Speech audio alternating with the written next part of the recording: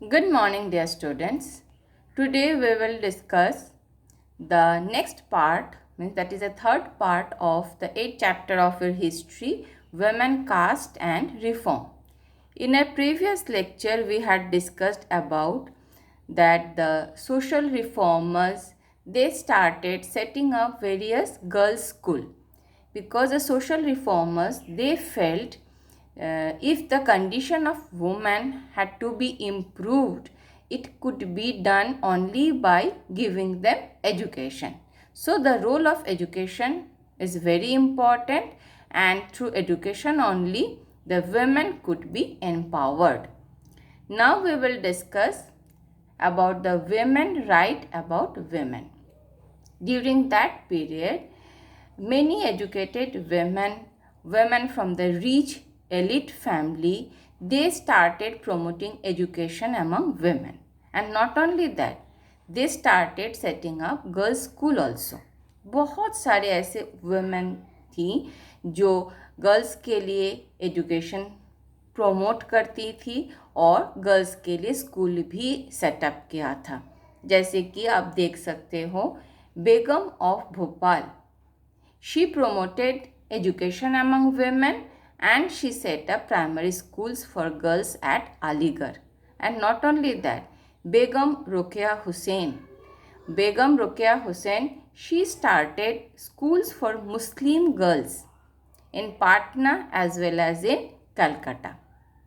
ये छोड़ के भी जब throughout the country the various social reformers, they started setting up schools for girls, they started promoting education among the women.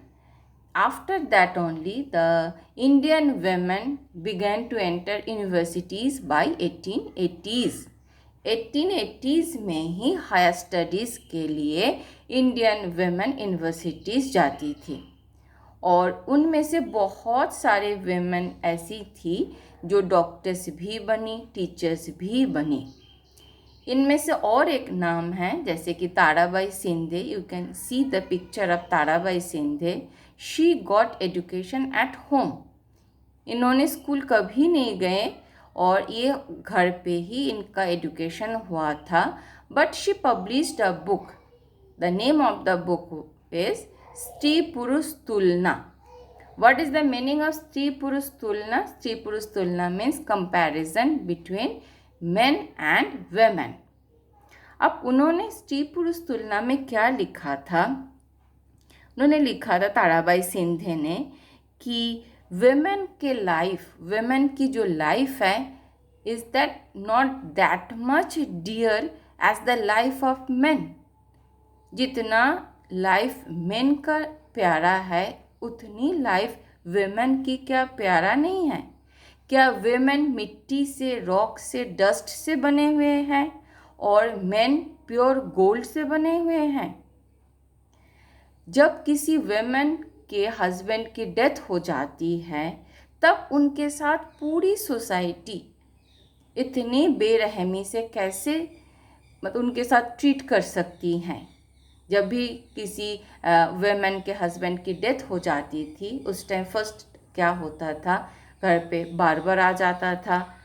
उस window के बाल, उस विडो का हेड क्लीन शेव किया जाता था.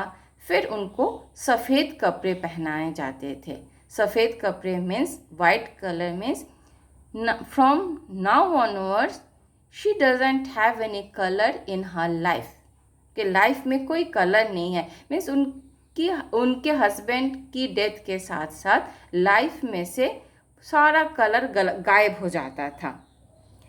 तो वुमेन के साथ ही ऐसा क्यों बिहेव किया जाता था? क्यों मेन के कोई भी आदमी की, अगर आदमी की वाइफ की डेथ हो जाती थी तो उनके साथ ये सब कुछ क्यों नहीं होता था? क्यों वेमेन के साथ ही वेमेन को ही ये सब भुगतना पड़ता था? So she described in her book Stri Purush Tulana in a very, she tried to show the pathetic condition of the upper Hindu class widows in her book. So that is what the women, they started writing about themselves. they started reading about the life of other women also.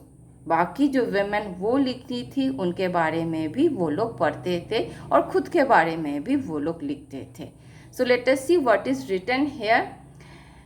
Begums of Bhopal promoted education among women and founded a primary school for girls at Aligarh. Begum Ruqya Shaukat Hussain started schools for Muslim girls in Patna and Calcutta. Indian women began to enter universities by 1880s. Some of them trained to be doctors and teachers. Tarabai Sindhe got education at home at Pune and published a book, Stripur's Tulna. Stripur's Tulna means comparison between men and women. Now here the picture of Pandita Ramabai. Pandita Ramabai, she was also a great scholar of Sanskrit. ये भी बहुत knowledgeable learned lady थी and she wrote a book about miserable lives of the upper class Hindu women. Hindu women को window होने के बाद उनके life की जो ट्रेजिडी थी, जो dark side of the life of the upper class Hindu widows, Pandita Ramabai ने वो सब कुछ अपनी बुक में लिखा था.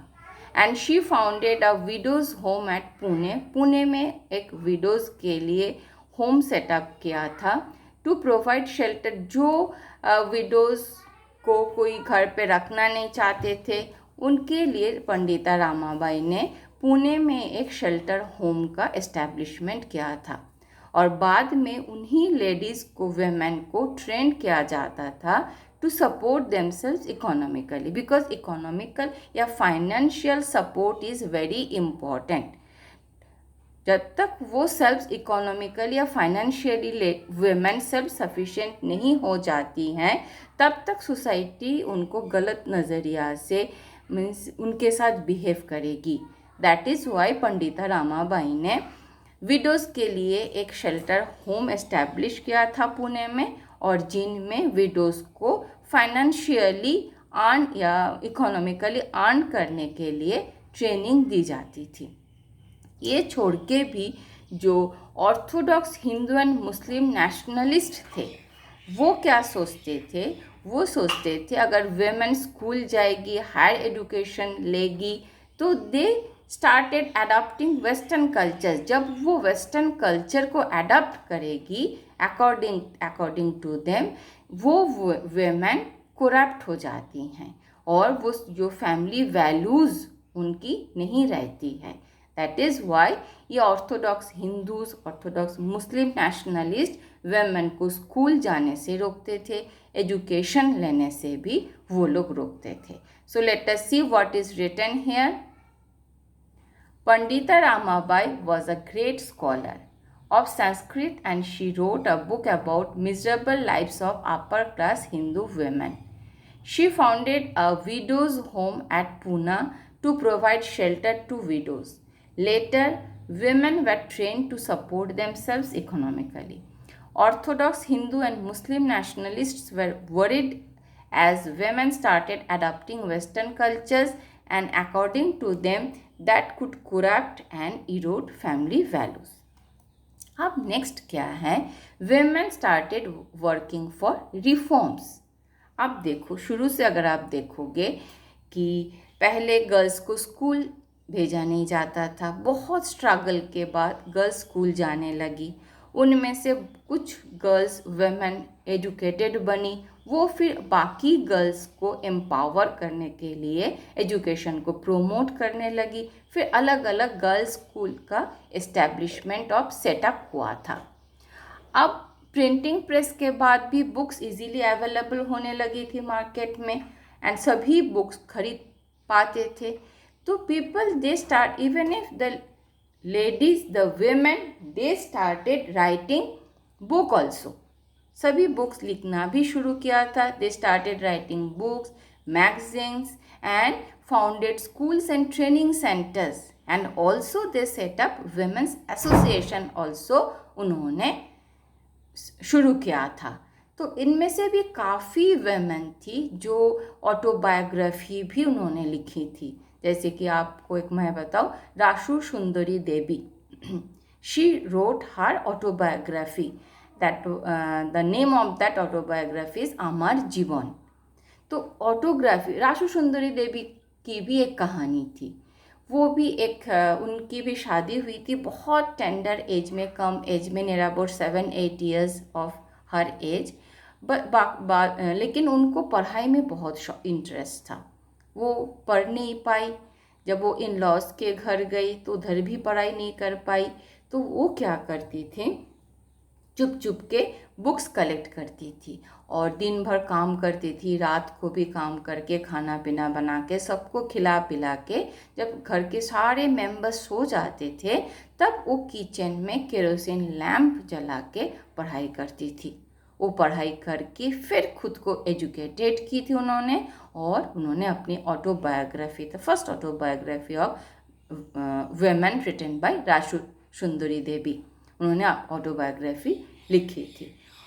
Next, the women they started forming political pressure group भी उन्होंने फॉर्म, क्योंकि उनको अभी हर फील्ड में इक्वालिटी चाहिए, social, economical and political field में। पॉलिटिकल फील्ड में इक्वालिटी का मतलब क्या है, उस टाइम वुमेन को वोटिंग राइट्स नहीं थी। अभी क्या है, all the people those who are above 18, irrespective of a caste, creed, gender, religion, they can cast their vote. लेकिन 200 years back women को वोटिंग राइट नहीं मिलती थी, लेकिन women को चाहिए voting right. That is why they started forming political pressure group. क्यों चाहिए था, क्योंकि उनको फीमेल सफ्रेज मीन्स वोटिंग राइट्स चाहिए थी। और ये मूवमेंट में, पॉलिटिकल इक्वालिटी के मूवमेंट में, Jawaharlal Nehru, Subhash Chandra Bose, they gave their support to the demands for greater equality and freedom for women. So let us see what is written here. Women started working for reforms.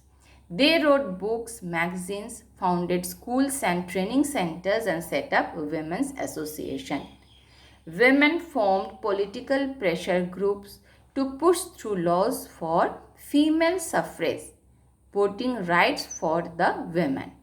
Jawaharlal Nehru, Subhash Chandra Bose gave their support to demands for greater equality and freedom for women. This is the picture of Jawaharlal Nehru, you know, the first Prime Minister of Independent India.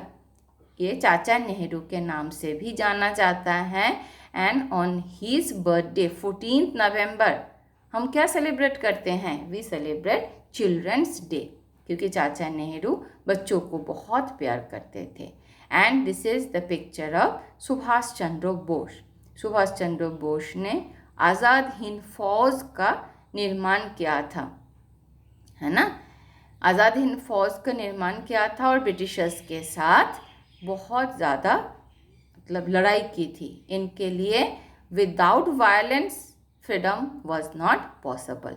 तो both were our great freedom fighters. Now come to the next point. Last में क्या है, law against child marriage. हमने देखा था कि child marriage के against में social reformers they were fighting, they were struggling against that child marriage, क्योंकि अगर बचपन में ही शादी हो जाएगी तो गर्ल्स पढ़ाई नहीं कर पाएगी। जब गर्ल्स पढ़ाई नहीं कर पाएगी तब गर्ल्स की एम्पावरमेंट पॉसिबल नहीं है। That is why our freedom fighter, our reformers, they were fighting against the child marriage. और इस लड़ाई में not only the Indian legislators, बहुत सारे ब्रिटिश ऑफिशियल्स भी थे जिन्होंने इंडियंस का साथ दिया था इस लड़ाई में। And ultimately in 1929 the child marriage restaurant act was passed. और इस एक्ट में क्या था, शुरुआत में जब 1929 में जब वो एक्ट पास हुआ था, उस time no man below 18 and no women below 16 could marry. शुरुआत में शादी की एज मैन के लिए 18 और वुमेन के लिए 16 था। बट सब्सिक्वेंटली अभी ये नहीं है, अभी मैन के लिए 21 है और वुमेन के लिए है 18। Let us see what is written here. There were a number of Indian legislators in the Central Legislative Assembly who fought to make a law preventing child marriage. In 1929, the Child Marriage Restraint Act was passed. According to the act, no man below the age of 18 and women below the age of 16 could marry. Subsequently, these limits were raised to 21 for men and 18 for women. I think you got the portion. So if you have any doubt, you can call me. Thank you and have a good day.